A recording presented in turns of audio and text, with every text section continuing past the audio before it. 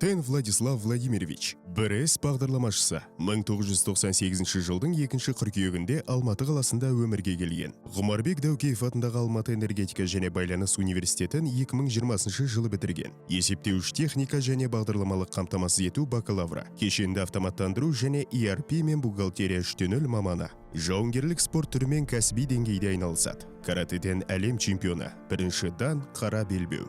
После окончания школы решил стать технарем, а именно программистом. Мектепті аяқтаған соң техникалық салаға, дәлірек айтқанда бағдарламашы болғым келді. Қазақстандағы ең үздік университеттердің бірі және өте білікті мамандарды даярлайтын болғандықтан Алматы энергетика және байланыс университетін таңдадым. Бакалавриат дипломын алғаннан кейін магистратураға түсуді шештім. Себебі университетте алған білімің жұмысқа үлкен септігін тигізеді. Бағдарламашы саласы негізінен әрқашан біліміңді жетілдіруіңді қажет етеді. Ал бастысы заман ағымына сай жүру керек. Соңғы 3,5 жылда БРС кәсіпорын бағдарламасына арналған көптеген модульдерді жасап шығардым. Ол көмектесті. Компанияның бизнесі дүрсін оңтайландырды. Жалпы айтқанда бағдарламашы не үшін қажет? Ол әрқашан автоматтандырады, яғни адамның ресурстарын азайтады. Бұл компанияларды жаңа деңгейге шығарады және әлбетте табысын ұлғайтады. Помогло компании выйти на новый уровень и, естественно, увеличила прибыль.